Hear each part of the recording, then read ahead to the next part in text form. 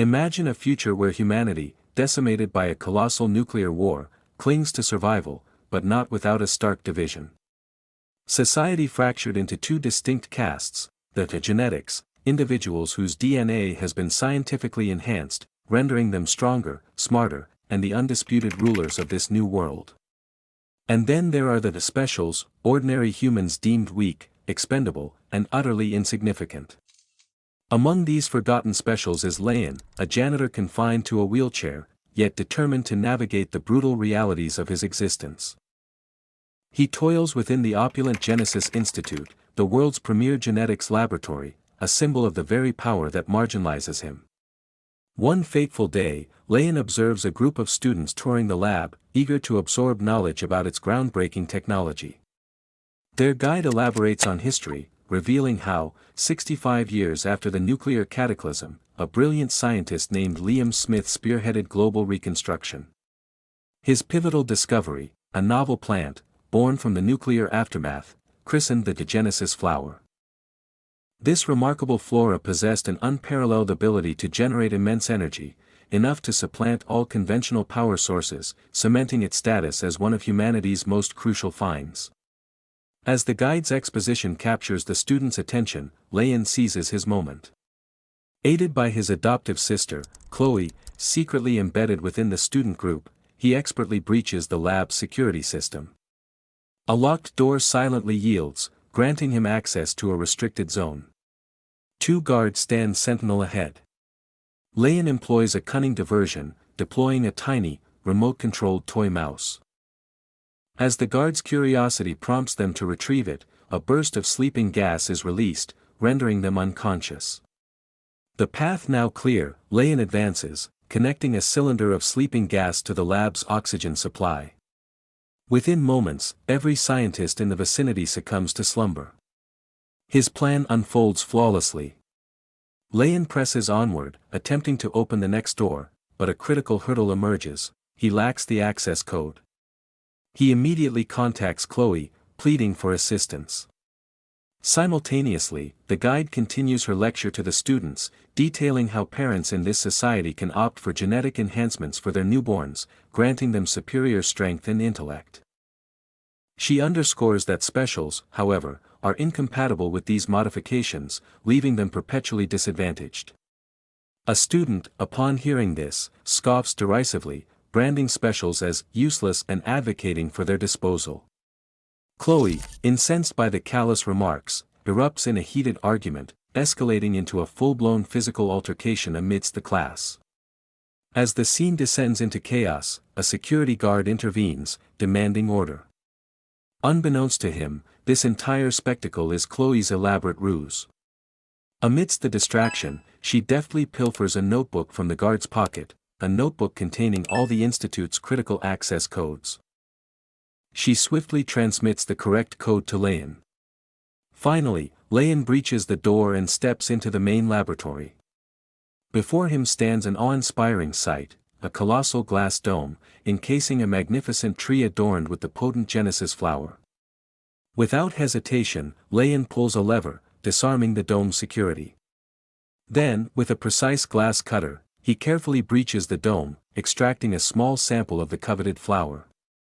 The instant he does, alarms blare through the facility. Security guards converge at the Institute's entrance, initiating thorough checks of all departing individuals. Moments later, Leyon calmly exits the lab, blending seamlessly into the inspection queue. In a stroke of ingenious improvisation, he accidentally collides with Chloe, causing her teddy bear to fall. As he helps her retrieve it, he subtly conceals the precious flower sample inside the bear, unnoticed by anyone. Handing the teddy bear back, he proceeds towards the exit as if nothing transpired.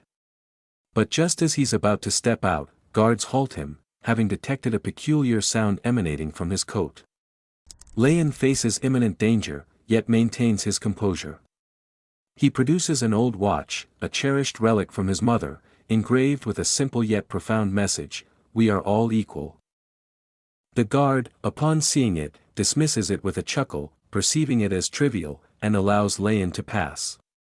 Thus, Leyon and Chloe successfully depart the Institute, their precious prize secured. Hours later, the duo reunites in the main square, where a large advertisement for a concert by Morayuse, Chloe's beloved singer, catches their eye. Morayuse, unlike many genetics, defies the norm, having organized a special concert specifically to connect with her fans, particularly the specials. Chloe, brimming with excitement, urges Leyon to attend, but he recoils from the idea. He understands the harsh reality: most genetics harbor deep animosity toward specials, often resorting to violence if they dare trespass into their territory. Leyon flatly refuses. Subsequently, they return to the special district, a stark contrast to the affluent genetic zones. The buildings bear the scars of the ancient nuclear war, an environment of dilapidated structures and pervasive insecurity. Residents endure dire living conditions, constantly under the surveillance of security guards. Life here is a relentless struggle. After navigating another security checkpoint, Leyon visits a small thrift shop while Chloe remains home, watching television. On the news, Senator Kessler delivers an interview, promoting Proposal 42, a new initiative he claims will develop a compound to transform specials into genetics, thereby eradicating all societal divisions and fostering universal equality. Chloe, hearing this, feels a surge of hope, believing for the first time that genuine change is possible. Leyon, however, remains unconvinced. He recognizes the senator, dismissing his words as empty promises, convinced that nothing will change so easily in his lifetime. Later, they both return to their home, a house that once belonged to Chloe's deceased parents. Inside, Leyon has meticulously established a clandestine laboratory, where he crafts prosthetic body parts and even robotic armor. Chloe, meanwhile, dedicates herself to plant experimentation. Now, with the Genesis flower sample finally in Leyon's possession, their lives are on the cusp of transformation. He promptly begins extracting a potent compound from the plant. Once his work is complete, their fortunes rapidly shift. Soon, Leyon and Chloe find themselves inundated with customers, selling robotic components, energy cells, and other vital supplies. Their modest setup swiftly blossoms into a bustling enterprise. That night, after a long day's work, as they prepare to rest, Leyon receives an urgent call. It's a customer, a cook from the genetics district, whose exoskeleton is severely damaged. He desperately pleads with Leyon to fix it immediately, offering triple the usual payment. Chloe instantly objects, reminding Leyon of the grave danger: specials are strictly forbidden from entering the genetics district. But Leyon, undeterred, asserts he knows a secret route and agrees to go. Left with no alternative, Chloe reluctantly accompanies him. Minutes later, they arrive at the restaurant where the cook is employed. Leyon begins repairing the exoskeleton, and for a brief period, normalcy prevails. Then, abruptly, chaos erupts. A group of masked assailants, identifying themselves as the anti-genetics, storms the restaurant, indiscriminately attacking everyone within. Panic spreads like wildfire, and alarms blare. The cook, now clad in his newly repaired armor, rushes out to confront the disturbance. But in mere seconds, he stumbles back, critically wounded. With his dying breath, he gasps that the anti-genetics are here, collapsing lifelessly before Leyon and Chloe. Chloe is consumed by shock and terror, urging Leyon to flee immediately. However, a new obstacle emerges: the back door is electronically sealed, and the ominous sound of approaching footsteps signals the arrival of security forces. In that critical moment, Leyon conceives a daring plan. He swiftly dons the cook's exoskeleton. For the first time, his legs respond, granting him mobility, but there is no time for celebration. The attackers draw nearer. Leyon and Chloe conceal themselves behind the counter, striving for silence. Soon, the masked faction invades the kitchen, defacing the walls with their symbol and meticulously searching for survivors. For a fleeting moment, it appears they might depart, but then a malfunction occurs: Leyon's exoskeleton glitches, causing him to involuntarily stand. Exposed, the group's leader commands his men to kill him.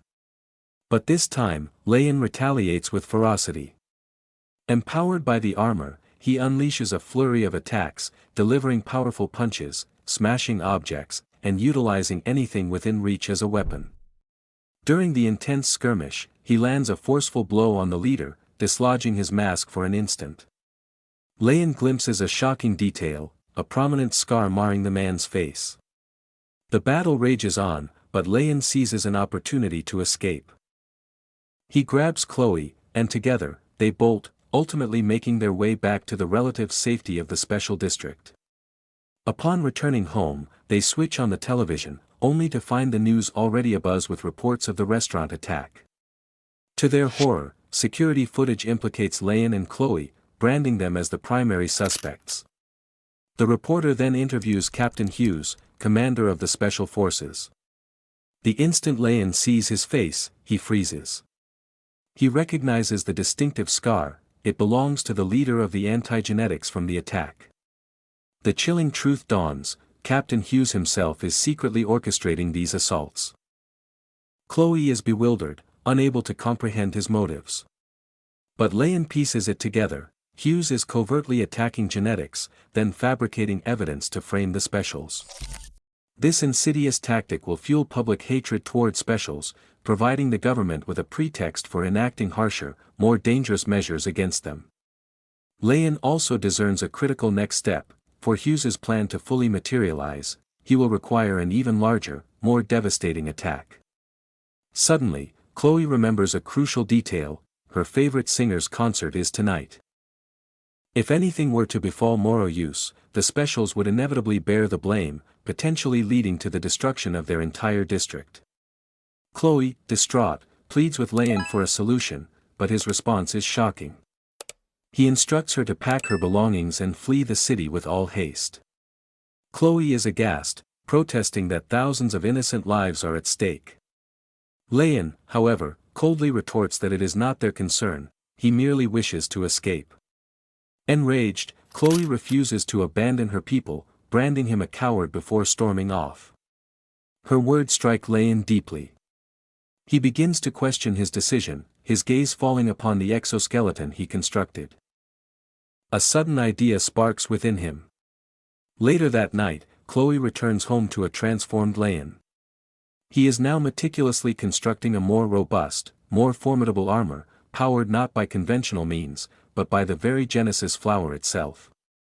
Once the suit is complete, Leyon dons it and begins his trials. Initially, he struggles, his movements clumsy, his balance precarious.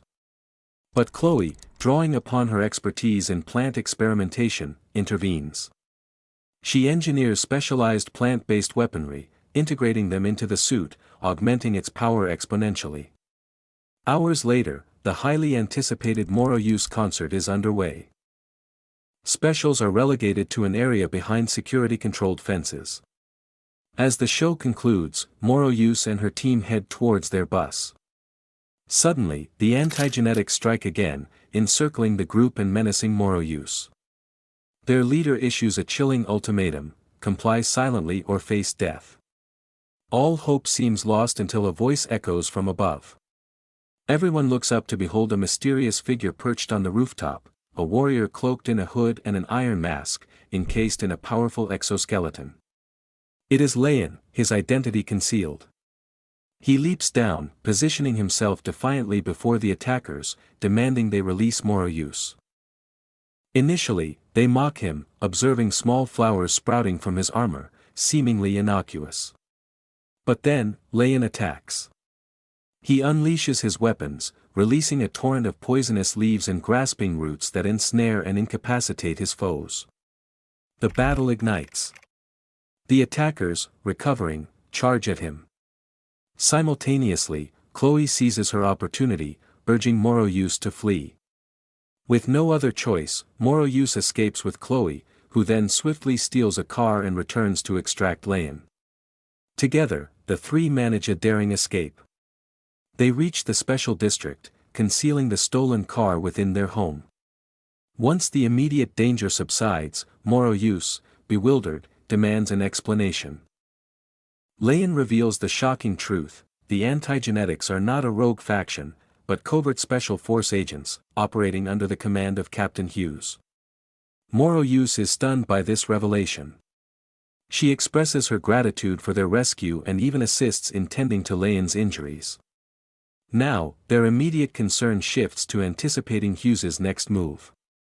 Just then, a news report flashes across the television screen, declaring Moroyus missing.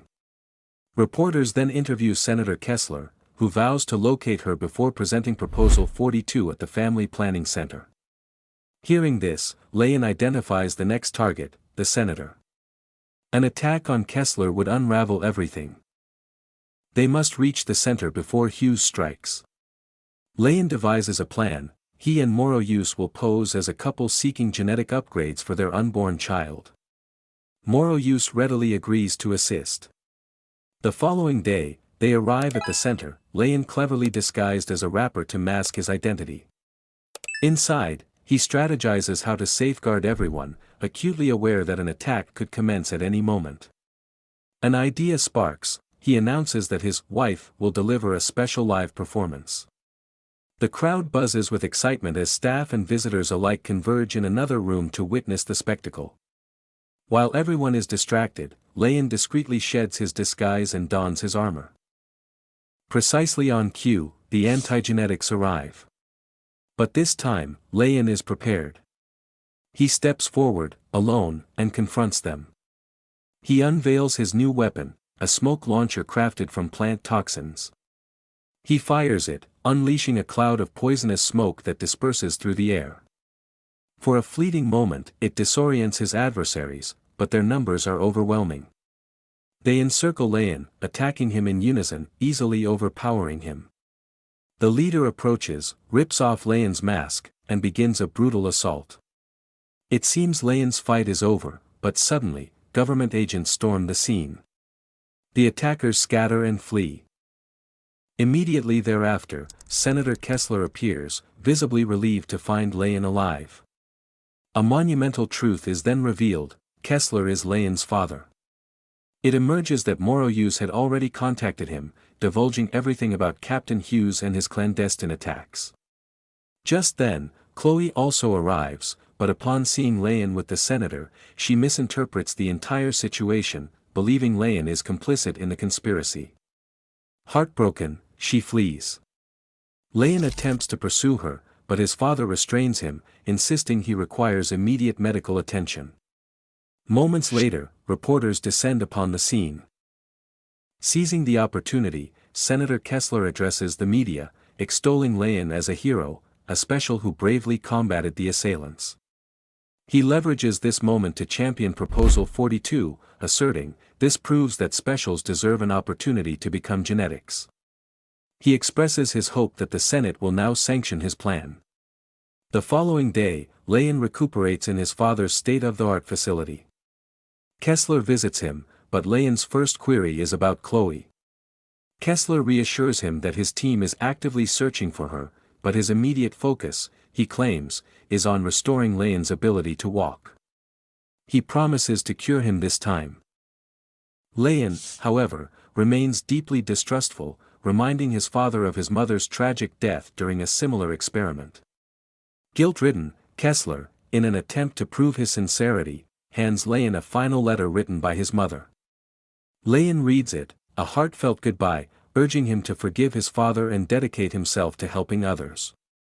Her words profoundly impact him. For a brief moment, father and son attempt to bridge their fractured relationship. Then, Moroyus enters, inviting Leyon for a walk outside. They venture to a nearby camp, bustling with specials, all harboring hopes of receiving the promised cure. Among them, Leyon spots Chloe. She rushes to him, tearfully apologizing for her doubts. Their reconciliation is complete. Leyon then shares a critical mission with Chloe and Moroyus. They must uncover the truth behind Project 42. All the vital data, however, is securely locked within the lab. They must infiltrate it before the experiments commence. While devising a plan, Leyon encounters some of his former customers, one of whom possesses a cyber camera. Leyon borrows it, a new idea forming in his mind. Soon after, one of the special volunteers is escorted into the lab for treatment. Simultaneously, Chloe stealthily infiltrates the lab via a ventilation tunnel, meticulously recording everything she witnesses. Inside, the volunteer is secured within a machine, and then, a horrifying process begins. The machine commences extracting material directly from his brain. At that precise moment, Senator Kessler enters the lab, accompanied by Captain Hughes. Hughes inquires about the cure's mechanism. Kessler explains that they combine a genetic compound with material extracted from specials. But the dark truth is revealed: to obtain this material, it must be removed from the brain, causing permanent and irreparable damage. This means the supposed cure is utterly ineffective for specials, it cannot help them at all. Kessler's true motive becomes chillingly apparent: his sole objective is to cure Leyon. To achieve this, he requires countless special volunteers to sacrifice their lives. The entire project is exposed as a monstrous deception. Captain Hughes, already notorious for his disdain for specials, then poses a chilling question: what fate awaits the volunteers after this procedure? The answer is even more grim. Senator Kessler declares them expendable, their lives inconsequential. He coldly states that the best option is simply to get rid of them, including the man still confined within the machine. Hearing this horrifying truth, the full scope of the conspiracy becomes devastatingly clear. Chloe rushes back to the camp, frantically displaying the damning recording to everyone. Moroyus is aghast, consumed by regret for having placed her trust in the senator and revealing everything. But Leyon refuses to surrender hope. He declares there is still a way to halt this atrocity: they must transmit the recording to the authorities. The only conduit for this is the control room. First, however, Leyon needs his armor back. Fortunately, Chloe delivers good news: she knows its location and has even pilfered a key from one of the guards. Leyon rallies the specials, imploring them to unite, to fight back, and to put an end to Kessler and Hughes's reign of terror once and for all. The next day, Senator Kessler visits Leyon, a triumphant smile on his face, announcing that the cure is finally prepared. But suddenly, Leyon seizes him by the neck. He flings off the blanket, revealing he is already clad in his armor. Leyon confronts him with the truth, revealing he knows everything, and demands to know how his father could sacrifice so many innocent lives. Kessler finally confesses, admitting he orchestrated everything solely to cure Leyon. He could never reconcile with the fact that his own son was born a special. But Leyon delivers a powerful retort: he is not the one who needs fixing. With that, he departs. Leyon meets Chloe, and together they race towards the control room.